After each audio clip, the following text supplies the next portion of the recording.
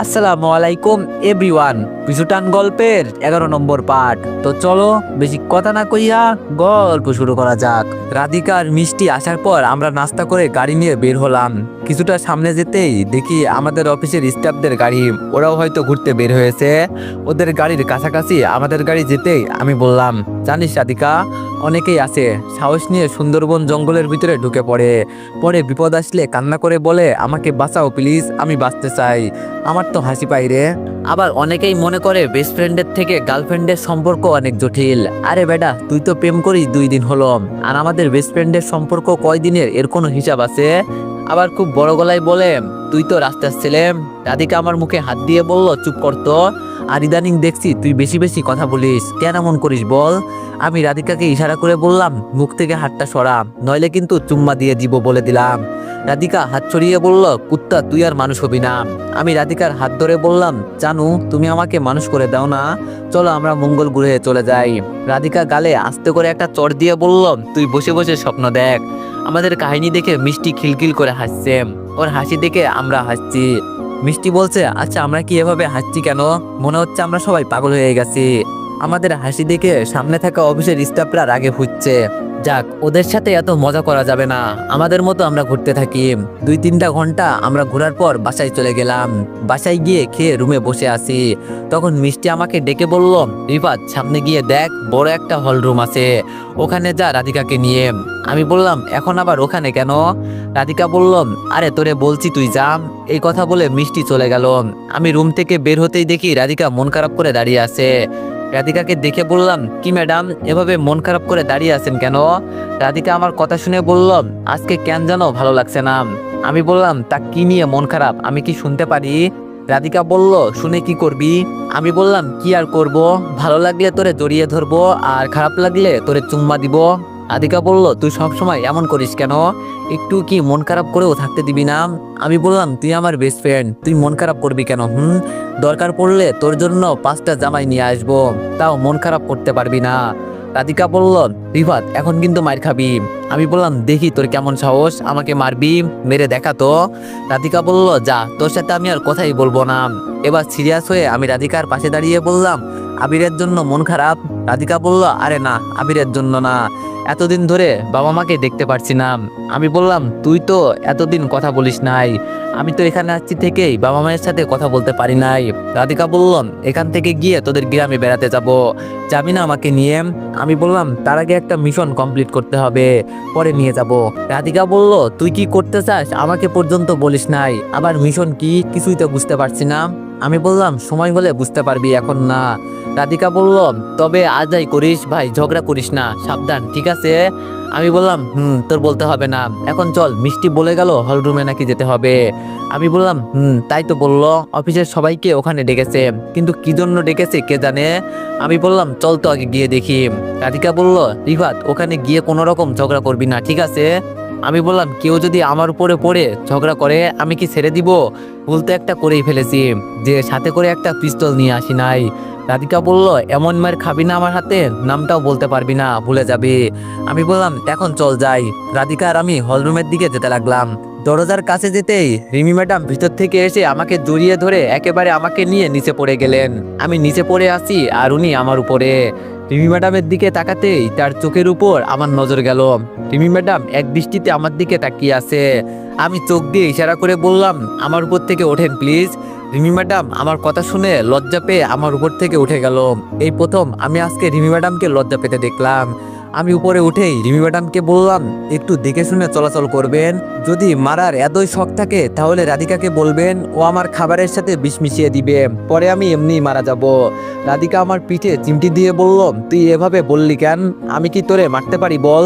তোর জন্য আমি এত কিছু করলাম, আর আজকে তুই আমাকে এই কথাগুলো বলতে পারলি? আমি রাধিকার গাল টেনে বললাম, সরি বেবি, আমার ভুল হয়ে গেছে, আমাকে মাফ করে দেন।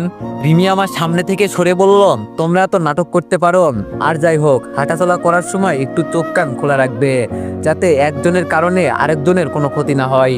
আমি বললাম, কিরে রাধিকা, তোর ম্যাডাম কি এই কথাগুলো আমাকে বললো? তাকে বল আমাকে কিছু শিখাতে হবে না, আমি সব কিছু বুঝি। রিমি মুখ বাঁকিয়ে চলে গেল আর আমরা ভিতরে চলে গেলাম। ভিতরে গিয়ে দেখি সবাই বসে আছে। আমরা গিয়ে এক কোনায় চুপ করে বসলাম। সবাইকে একসাথে দেখে বললাম, এখানে কি হতে যাচ্ছে এটাই তো বুঝতে পারছি না। রাধিকার সামনে তাকিয়ে বলল, আমি কি করে বলবো এখানে কি হতে যাচ্ছে? আমি বললাম, আজকে সবাই একসাথে, কাহিনী কি? রাধিকা বলল, আমার মনে হয় কি জানিস, আজ বিকালে তো আমরা চলে যাব, এজন্য হয়তো মিষ্টি আমাদের জন্য কোনো অনুষ্ঠান রাখছে, দেখি ও কি করে। ধীরে ধীরে সবাই চলে আসলো। মিষ্টি সবার সামনে গিয়ে মাইকে বলতে লাগলো, আমরা যদি বড় কোনো ফ্যামিলি পেয়ে থাকি তাহলে সব সময় আমরা এই অনুষ্ঠান করে থাকি। আর আপনারা একই অফিসে চাকরি করেন, সবাই তো একটা ফ্যামিলির মতো। তবে আজকে আমি একটা কথা বলতে চাই, আজকের জন্য সবাই সবকিছু ভুলে যাবেন। অতীতে কে কার সাথে ঝগড়া করেছে, কি না করেছে, এগুলো কিছুক্ষণের জন্য ভুলে যাবেন, ঠিক আছে? এখন আমরা আমাদের কাজ শুরু করি। মিষ্টি এই কথাগুলো বলে কলম দিয়ে কি জানি লিখতে লাগলো। কি জানি ও আজকে কি করবে, তবে দেখি ও কি করে। মিষ্টি আবার বলতে লাগলো, এখানে শুধু মেয়েদের হাতে একটা করে রাবার মার্বেল দেওয়া হবে, 5 জন করে ছেলে দাঁড়াবে, আর মেয়েদের চোখ বেঁধে দেওয়া হবে। চোখ বেঁধে দেওয়ার পর ওরা রাবার মার্বেল ছেলেদের দিকে ছুঁড়ে মারবে। যার মার্বেল যার উপর গিয়ে পড়বে সে হবে আজকে এই অনুষ্ঠানের কাপল সঙ্গী, বা বলতে পারেন খেলার সঙ্গী। পরে তার সঙ্গীকে কোলে নিয়ে 5 রাউন্ড দৌড়তে হবে। যে এই অনুষ্ঠানে প্রথম হবে তাকে একটা বই পুরস্কার দেওয়া হবে। এখন তাহলে অনুষ্ঠান শুরু করা যাক। মনে মনে বললাম, এই কাম সারছে, কেন যে এখানে আসতে গেলাম, কি সব ফালতু অনুষ্ঠানের প্রতিযোগিতা রাখছে ওরা। এগুলো কোনো অনুষ্ঠান হলো? বলবে কে কে নাচতে পারে, কে কে গান গাইতে পারে, এগুলো বললে না হতো? কিন্তু এইসব না করে দৌড় প্রতিযোগিতা শুরু করছে। আমি এইসব খেলতে পারবো না বাবা, এর থেকে বরং বসেই থাকি, এটাই ভালো। আমি চুপচাপ বসে আছি। রাধিকা আমার পাশ থেকে উঠে গেল। সামনে রিমি ম্যাডামকে সহ 5 জনের চোখ বেঁধে ওদের হাতে মার্বেল দেওয়া হয়েছে। মিষ্টি সামনে থেকে আমার কাছে এসে বলল, এখন তো আপনার বসে থাকলে হবে না, যান গিয়ে দাঁড়ান। আমি মিষ্টির দিকে তাকিয়ে বললাম, তোর অনুষ্ঠান তুই কর, এইসবের প্রতিযোগিতার কোনো দরকার ছিল তুই বল। মিষ্টি আমার হাত ধরে টেনে তুলে বলল, দরকার নেই জানি, কিন্তু আমার এখানে কিছু করার নেই, আমাদের মালিকের অর্ডার আছে যে।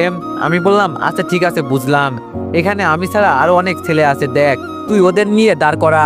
মিষ্টি বলল, আরে বাবা হবে না তো, লিস্টে প্রথমেই তোর নাম আছে।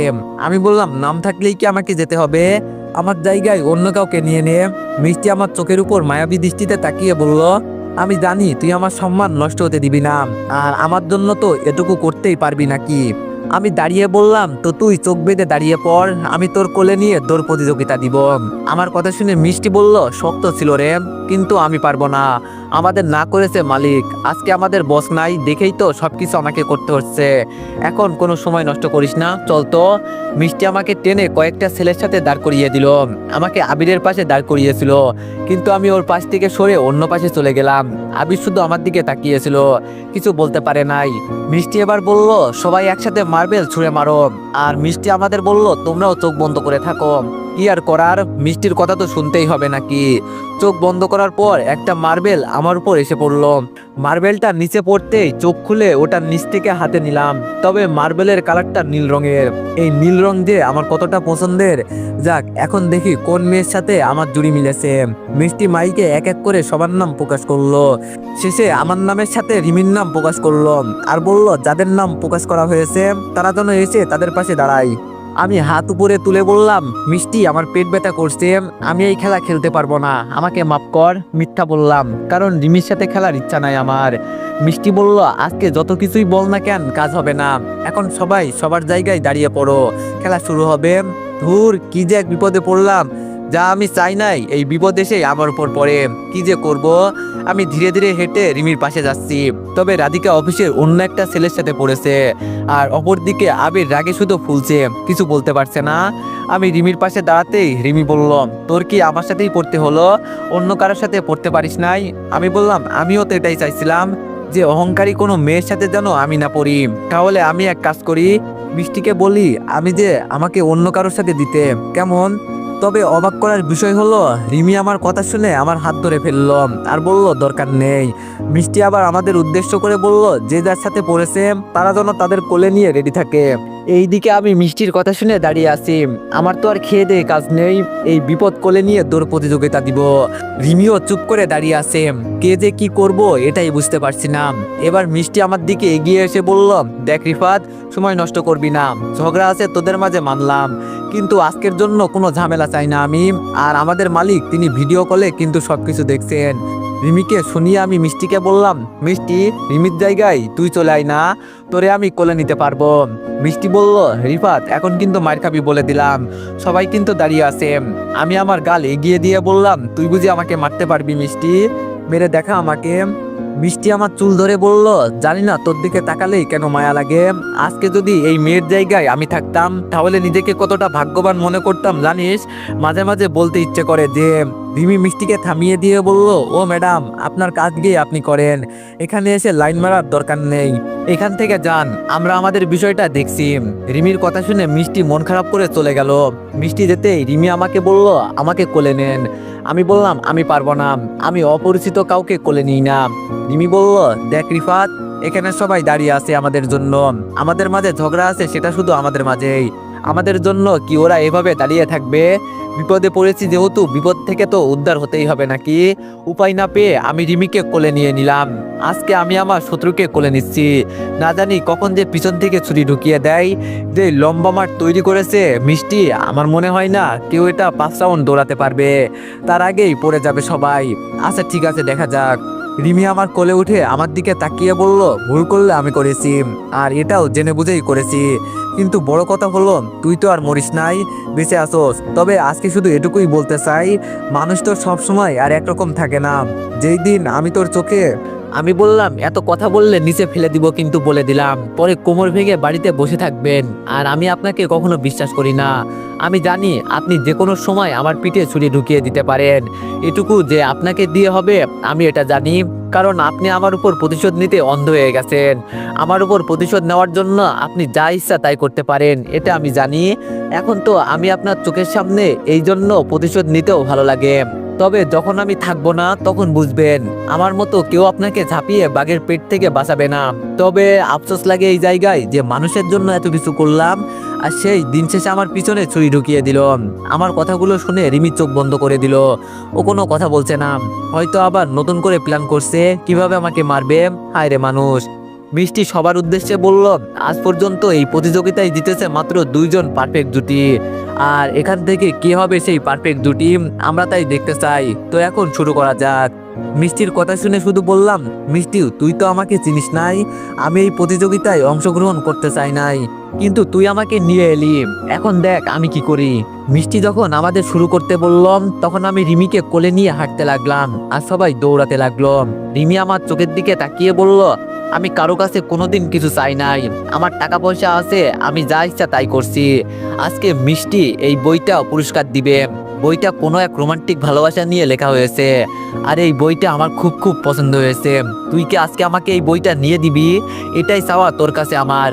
রিমির কথা শুনে একটা হাসি দিয়ে বললাম, কত মানুষের কত উপকার করলাম, আজকে এটা পারবো না কেন?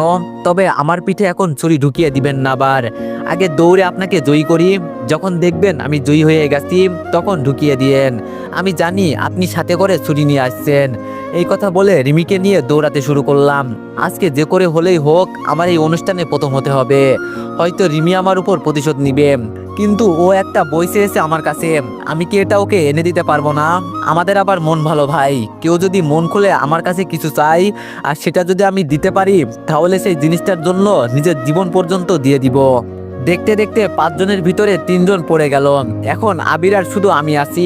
আবির আমার থেকে একটু আগিয়ে আছে, তবে আমি যে দৌড়াচ্ছি আমার শরীর থেকে ঘামের ফোঁটা রিমির গায়ের উপর পড়ছে, কিন্তু আজকে উনি কিছু বলছেন না। সেই দিন তো ওনার পাশে বসার জন্য আমাকে কত কথা শুনিয়ে দিলেন, আর আজকে উনি শুধু আমার দিকে অবাক হয়ে তাকিয়ে আছে। বুঝলাম না আজকে ওনার কি হয়েছে। শেষ রাউন্ডে আবির আমার থেকে এগিয়ে আছে। রিমি ম্যাডাম এবার বলতে লাগলো, রিফাত, আমি জানি তুমি পারবে। আর মানুষ এমন কোনো কাজ নেই যে তার বউ যদি তার পাশে থাকে তাহলে সেটা সে কখনো করতে পারবে না। রিমির এই কথাটা আমার কানের কাছে বাজতে লাগলো। ও বললটা কি? রিমির কথার ঠেলায় আমি আবিরের পাশ কাটিয়ে আগে চলে গেলাম আর ফার্স্ট হয়ে গেলাম। রিমিকে আমি কোল থেকে নামিয়ে হাঁপাতে লাগলাম আর আমার শরীর থেকে টপ টপ করে ঘামের ফোঁটা নিচে পড়ছে। হঠাৎ করে রিমি ম্যাডাম উনি ওনার ওড়না দিয়ে আমার কপালে ঘাম মুছে দিতে লাগলো। এই দেখে সবাই হাঁ করে আমার দিকে তাকিয়ে আছে। আমি রিমি ম্যাডামের হাত ধরে বললাম, সব জায়গায় সবসময় সবকিছু হয় না। আর এখানে সবাই জানে যে আপনি আমাকে মারতে সবসময় আমার পিছনে পড়ে থাকেন। আজকে এইসব করার জন্য সবাই মনে করবে আপনি আবার আমার সাথে ভালো ব্যবহার করতে শুরু করবেন। তবে কেউ চিনুক আর না চিনুক, আমি ঠিকই আপনাকে চিনি। সুযোগ পেলেই যে আপনি পিছনে ছুরি ঢুকিয়ে দিবেন। আপনাকে সবাই হয়তো বিশ্বাস করতে পারে, কিন্তু আমি না। আপনার সাথে থাকতে থাকতে আপনাকে আমার ভালো করেই চেনা হয়ে গেছে। ওই কথাই আছে না, মানুষ হয়তো উপর থেকে পরিবর্তন হতে পারে, কিন্তু ভিতর থেকে সে চাইলেও পরিবর্তন হতে পারে না যদি তার মন মানসিকতা চেঞ্জ না হয়। এই কথা বলে আমি মিষ্টিকে বললাম, মিষ্টি, আমার পুরস্কারটা ওকে দিয়ে দাও, আমার এইসবের দরকার নেই।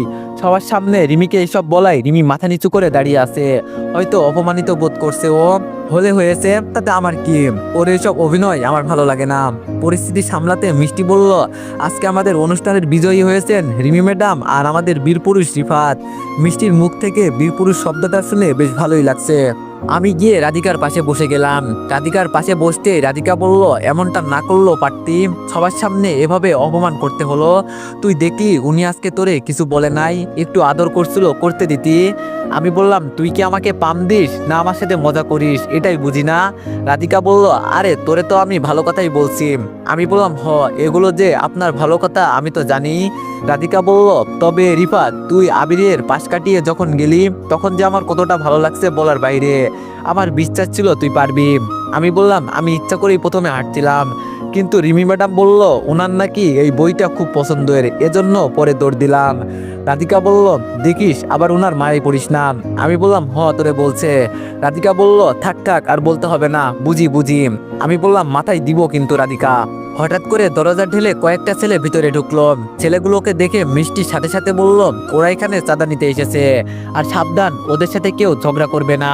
এখানে যারা আছে সবাই তো চাকরি করে, সবার জীবনের মায়া আছে, তাই ওদের সাথে যেন কারো ঝগড়া না হয়, আমি এই আশাই করি। সবাই 100 করে টাকা দিয়ে দাও, নইলে ওরা ঝামেলা করবে। মিষ্টি যখন কথা বলছিল তখন ওর মুখে কিছুটা ভয়ের ছাপ দেখতে পেলাম। হয়তো যারা এখানে চাঁদা নিতে এসেছে তারা খুব ভয়ঙ্কর। থাক, আমাদের অযথা ঝগড়া করে লাভ নেই। পকেট থেকে 100 টাকা বের করে ওদের হাতে দিয়ে দিলাম। একটা ছেলের হাতে আবার পিস্তলও আছে। সবার কাছ থেকে টাকা নিয়েছে, কিন্তু রিমি ম্যাডামের সামনে গিয়ে দাঁড়িয়ে গেল। যার হাতে পিস্তল ছিল সেই ছেলেটা রিমিকে বলল, আমরা এখানে কোনো ঝামেলা করব না, তোদের বলার পর সবাই টাকা দিলি, কিন্তু তোর গলার চেনটা আমার খুব পছন্দ হয়েছে, ওটা আমাকে দিয়ে দে। রিমি ভয় পেয়ে বলল, প্লিজ, এটা আমি দিতে পারবো না, এটা আমার আম্মু দিয়েছে, এমনটা করবেন না প্লিজ। ছেলেগুলো ধমক দিয়ে বলল, তোরে আমরা যেটা করতে বলছি সেটা কর। রিমি ভয় পেয়ে ওদের কথা শুনে কান্না করে দিল। গলার চেনটা ও দিতে চাচ্ছে না, হয়তো এটা ওর খুব প্রিয়। সবাই ভয় পেয়ে চুপচাপ দাঁড়িয়ে আছে, মিষ্টি পর্যন্ত কথা বলছে না। আমি দাঁড়াতেই রাধিকা আমার হাত ধরে বলল, প্লিজ তোর পায়ে পড়ি, তুই যাস না, তোরে ওরা মেরে ফেলবে। আমি রাধিকার কথা শুনে ওদের সামনে গিয়ে বললাম, প্লিজ বড় ভাই, এমন করবেন না, ওর আম্মু হয়তো ওটা ওকে দিয়েছে, এজন্য দিতে চাইছে না। এই কথা বলে আমি পকেট থেকে আমার ফোনটা বের করে ওদের দিয়ে বললাম, ভাই, এই চেনের বদলে এটা নিয়ে যান। তা ওর কাছ থেকে এটা নিবেন না। ছেলেগুলো আমার কাছ থেকে ফোনটা নিয়ে বলল, তোর সাহস আছে বলতে হবে, আজ পর্যন্ত কেউ ভয়ে আমাদের সাথে কথা পর্যন্ত বলে নাই, দেখলেই ভয়ে কাঁপতে থাকে। আর তুই থাক, তোরে কিছু বললাম না। আর চেনের বদলে ফোনটা নিয়ে গেলাম, পরে এই মেয়েকে বলিস টাকা দিয়ে দিবে। একটা ছোট জিনিসের জন্য তুই তোর ফোনটা দিয়ে দিলি। আমাদের চোখে সত্যিই তুই খুব ভালো ছেলে, যদি কোনোদিন কোনো বিপদে পড়িস আমাকে বলবি। এখন আমরা গেলাম। এই কথা বলে ওরা চলে গেল। রিমি ম্যাডাম শুধু কান্না করতে লাগলো, কিছু বলছে না। আমি আবার গিয়ে আমার জায়গায় বসলাম। ছেলেগুলো যেতে না যেতেই বাইরে একটা মাইক্রো এসে থামলো। এখন আবার কে অসময়ে এসেছে? হঠাৎ করে বাইরে প্রাইভেট কার আসার কারণে সবার নজর ওইদিকে। তবে মাইক্রোর দরজা খুলে যারা বের হলো তাদের দেখে বেশ অবাক হলাম। ভিতর থেকে আমার বাবা, রিমির বাবা, আপু আর রিমির বড় বোন সুমি, ওদের দেখে আমি সত্যিই বোকা হয়ে গেলাম। রাধিকার সাথে বসেছিলাম, কিন্তু ওদের এখানে দেখে দাঁড়িয়ে গেলাম। বাবা কিভাবে জানে যে আমি সুন্দরবনে ঘুরতে আসছি, আবার সাথে করে রিমির বাবাকে নিয়ে আসছে। সবাই একসাথে মিলে ভিতরে ঢুকলো। রিমি ওর বাবাকে দেখে একটু এগিয়ে গেল। রিমি ওর বাবার সামনে গিয়ে বলল, বাবা তুমি এখানে? রিমির কথা শুনে ওর বাবা ঠাস করে ওর গালে একটা চড় বসিয়ে বলল, তোরে তো আমার মেয়ে বলতেও ঘৃণা হচ্ছে। আজকে আমি নিজ কানে যা শুনলাম আমি তো বিশ্বাসই করতে পারছি না। তুই কিভাবে একটা ছেলের উপর এত অত্যাচার করতে পারিস? ও তো বাইরের কোনো ছেলে না। যেই ছেলে তোরে বিয়ে করেছে তাকে কিভাবে তুই এত অত্যাচার করতে পারিস? বিয়ে হবার 6 মাস পর ডিভোর্স হয়, আর তার আগেই তুই ওর সাথে। সিসি, তোরে তো আমার মেয়ে বলতেও ঘৃণা হচ্ছে। আজকে তুই এই ছেলের সাথে যেই ব্যবহারগুলো করছিস না, আমার কলিজায় লাগলো কথাগুলো শুনে। ও তো তোরে বিয়ে করতেই চায় নাই, কিন্তু ওর বাবা জোর করে ওকে বিয়ে করতে নিয়ে আসছিল, তাও আবার তোর প্রেগনেন্ট বোনকে বিয়ে করতে। চিন্তা করে দেখ ওর বাবার মানসিকতা কতটা ভালো। আর আজকে তুই তার ছেলের সাথে এমন করিস। ওকে মারতে পর্যন্ত একবার চিন্তা করিস না। লন্ডনে পড়াশোনা করে নিজেকে খুব বড় মনে করিস না। অনেক হয়েছে আর না, নে এই কাগজে তুই সাইন কর। তোর মতো মেয়েকে আমার দরকার নেই, আমি তোরে ত্যায্য পুত্র করলাম। রিমির বাবার এই কথাগুলো শুনে রিমি কান্না করে দিল। সুমি রিমির দিকে এগিয়ে এসে বলল, বোন তুই তো এমন ছিলি না, আজকে কেন এমন হলি? প্রতিশোধের নেশায় তুই অন্ধ হয়ে গেছস বুঝতে পারছি। যেই ছেলে মুখ বুঝে তোর অত্যাচার সহ্য করতে পারে, আমি নিঃসন্দেহে বলতে পারি সেই ছেলে খুব ভালো। একটা মেয়ের বিয়ে হয় একবার, আর যখন প্রথম বিয়ে ভেঙে যায় তখন মেয়েটার উপর একটা কলঙ্কের দাগ লেগে যায়। দ্বিতীয়বার বিয়ে দিতে গেলে যে দেখা যায়, অনেক মানুষ বলে এই মেয়ের হয়তো দোষ আছে। যদি দোষ না থাকতো তাহলে কি আর প্রথম বিয়ে ভেঙে যেত? আর রিফাতের বোনের কথা শুনে আমরা এখানে আসছি। ওর বোন সবকিছু বলছে আমাদের। আচ্ছা তোর ভিতরে কি এইটুকু বুদ্ধি নাই যে ছেলে তোরে বাঘের মুখ থেকে বাঁচিয়ে আনতে পারে, সেই ছেলেকে তুই লাথি মেরে বাঘের মুখেই ফেলে দিলি? সিরিমিসি, তোরে দিয়ে আমরা এটা আশা করি নাই। আমার এখানে আর কিছু বলার নাই, এখন যা বলবে বাবা। এই কথাগুলো বলে সুমি আপু একটু দূরে সরে গেল। রিমির বাবা বলল, তাড়াতাড়ি কাগজে সাইন করে দে, আমাদের কাছে সময় নাই। এখন আবার আমাদের বাসায় যেতে হবে। তুই তোর টাকার নেশায় পড়ে অন্ধ হয়ে গেছস। আজ থেকে তোর টাকা আমাদের লাগবে না, তোর টাকা পয়সা তুই রাখ।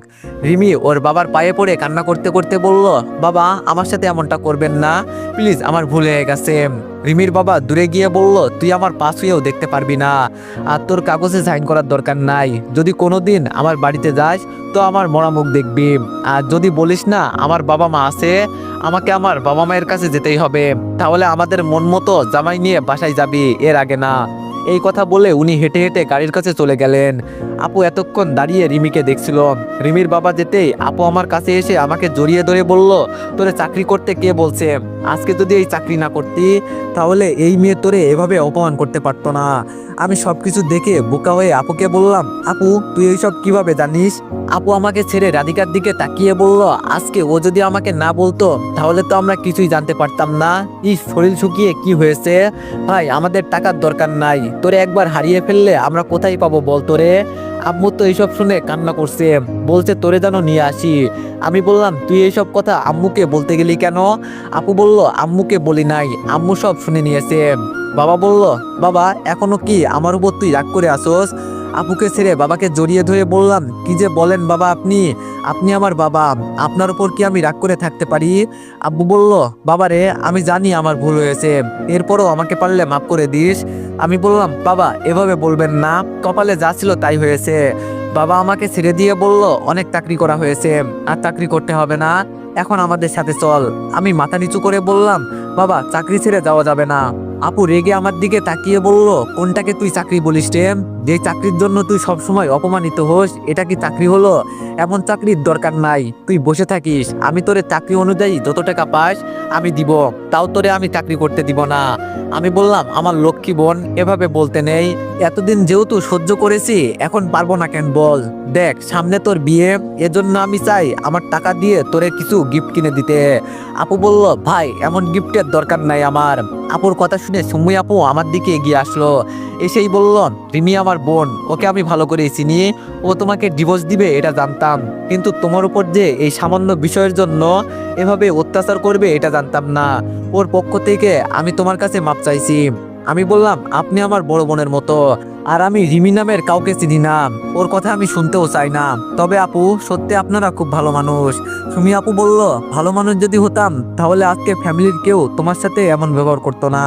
আমি বললাম, বাদ দেন না আপু, আমি কিছু মনে করি নাই, হয়তো আমার কাজে ভুল হয় এই জন্য এমন করে। সুমি আপু বলল, আমি যদি প্রেম করে বিয়ে না করতাম তাহলে কিন্তু তোমাকেই বিয়ে করতাম। আমি বললাম, তাই নাকি আপু, কিন্তু আপনার বেবি কোথায়? সুমি আপু বলল, আরে ওরে তোমার ভাইয়ের কাছে রেখে আসছি। তোমার বোন যখন আমাকে তোমার বিষয়ে বলছে তখন আর বসে থাকতে পারি নাই। তবে আজ থেকে আমার আর কোনো ছোট বোন নাই, ওর সাথে সব সম্পর্ক এখানেই শেষ করে দিলাম, ওর জন্য এখানে আসাম। আচ্ছা ঠিক আছে, ভালো থাকো, আর এখানে চাকরি করার দরকার নেই, বাড়িতে চলে যাও, দেশে কি চাকরির অভাব আছে? হ্যাঁ। আমি বললাম, ধন্যবাদ আপু বলার জন্য। এই কথা বলে সুমি আপু গাড়ির কাছে চলে গেল।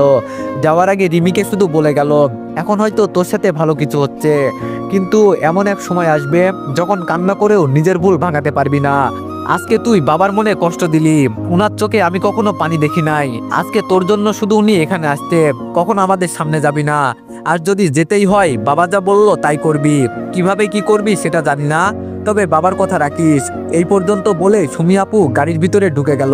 তো এভরিওয়ান, সবাই নেক্সট পার্টের জন্য একটু বেশি বেশি লাইক আর কমেন্ট করে দিও। ধন্যবাদ।